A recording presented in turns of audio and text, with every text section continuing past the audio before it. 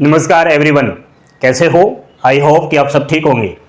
तो जीडीएस के पीछे भाग रहे युवा साथी, उनके लिए आज ये भर्ती बड़ी काम की रहेगी।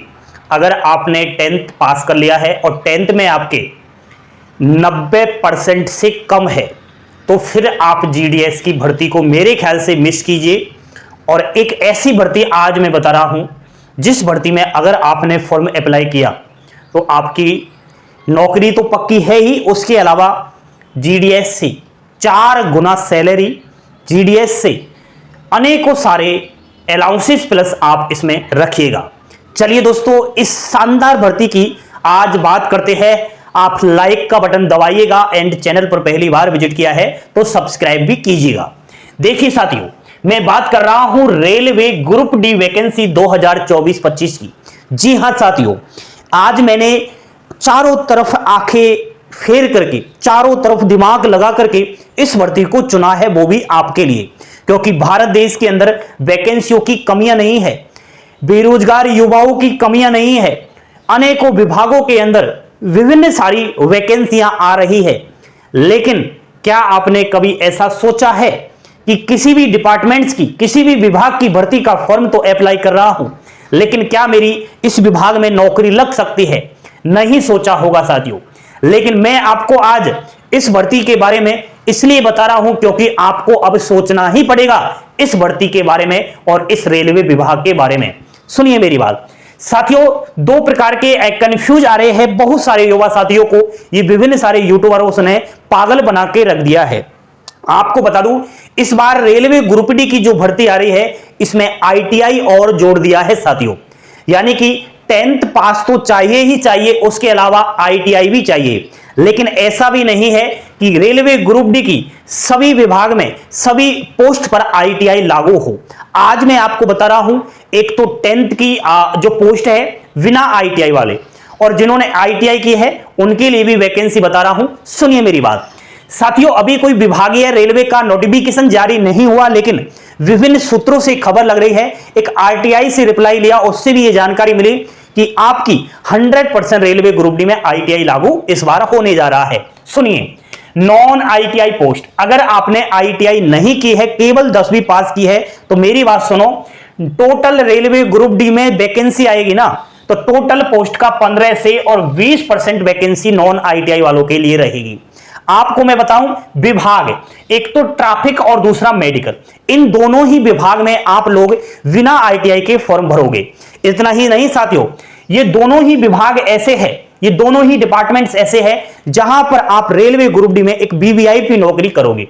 बाकी आपको पता होगा रेलवे ग्रुप डी में भारी काम करना पड़ता है, विभिन्न सारे विभाग होते हैं, अलग अलग पोस्ट होती है। सुनिए मेरी बात, पोस्ट का नाम बताओ, नॉन आईटीआई की बात कर रहा हूं। एक तो है हेल्पर और मेडिकल। हेल्पर जो होगा वो मेडिकल विभाग में होगा। रेलवे के विभिन्न सारे मेडिकल हॉस्पिटल्स है, तो आपको बता दूं उन हॉस्पिटल्स के अंदर आपको वहां अटेंडेंट्स के पद पर लिया जाएगा, हेल्पर के पद पर लिया जाएगा। दूसरा है हॉस्पिटल अटेंडेंट, ये भी एक आपका मेडिकल का है।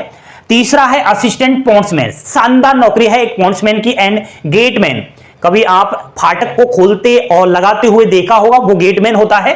पोर्टल, हेमल, स्वीपर कम पोर्टर, यानी कि सफाई कर्मचारी।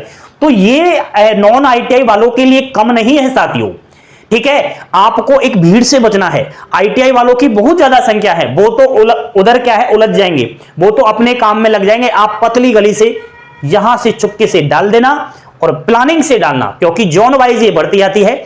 किस जोन से आपका सिलेक्शन हो उसी से आपको फॉर्म डालना है। दोस्तों सबसे बड़ी खुशी और बताऊं, गेटमैन की जो वैकेंसी थी ना, पहले कॉन्ट्रैक्ट बेस पर आने वाली थी, अब वो कॉन्ट्रैक्ट बेस समाप्त कर दिया है। 15,000 वैकेंसी का सुनने में आया था कि रेलवे में गेटमैन के कॉन्ट्रैक्ट बेस पर 15,000 वैकेंसी आएंगी, लेकिन कॉन्ट्रैक्ट बेस समाप्त कर दिया। अब मुझे पूरी संभावना है कि ये जो रेलवे ग्रुप डी की भर्ती आ रही है इसमें वो 15,000 पद प्लस कर दिए जाए, फिर आपके गेटमैन के पदों की संख्या खूब सारी हो जाएगी। ये केवल 10वीं पास लड़के और लड़कियों के लिए मैंने बताया।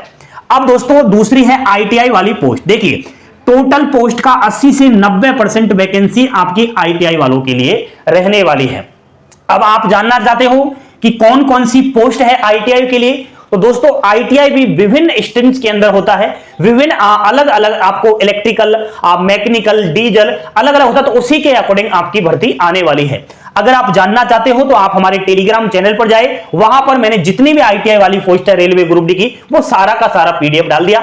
अगर यहां बताने लगा तो बड़ा वीडियो लंबा हो जाएगा, आप बोरिंग महसूस करोगे। आपके काम की बात जो है वो सुनिए। आपको नोटिफिकेशन रेलवे ग्रुप डी का जल्द आ रहा है, कैलेंडर पहले से जारी कर दिया है रेलवे ग्रुप डी ने, और इस कैलेंडर के अकॉर्डिंग सारी वैकेंसीज, चाहे आप एनटीपीसी देख लो, आरपीएफ, जितनी भी रेलवे ग्रुप डी की जेई वगैरह, एएलपी वगैरह आई है वो इसी कैलेंडर के अनुसार सही समय पर आई है।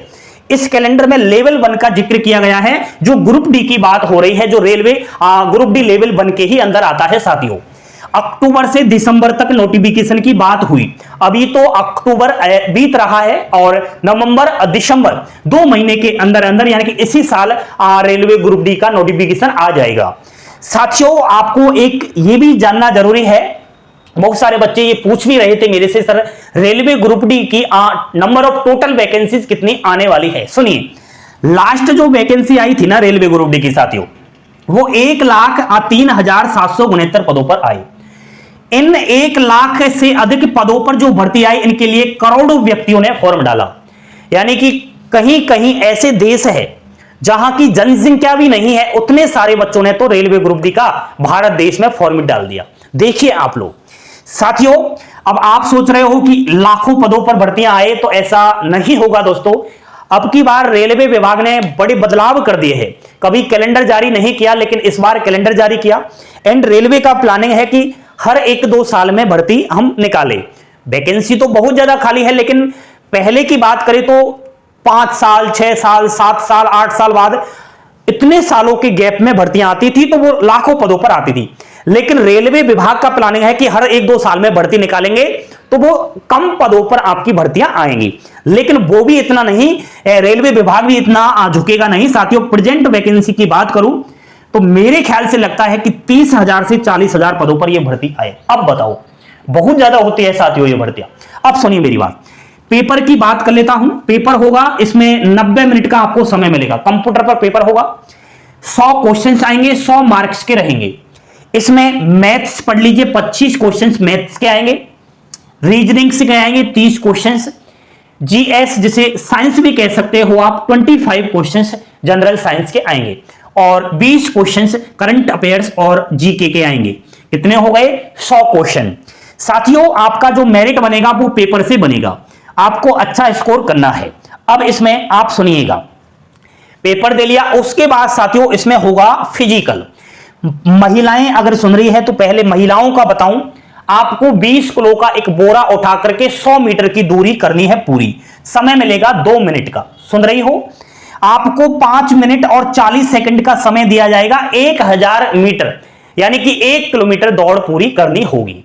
यह फिजिकल रहेगा, बड़ा आसानी से आप लोग कर लोगी। पुरुष व्यक्ति सुनिए, 35 किलो का बोरा आपको रख करके 100 मीटर 2 मिनट में, 2 चांसेस मिलेंगे, ठीक है।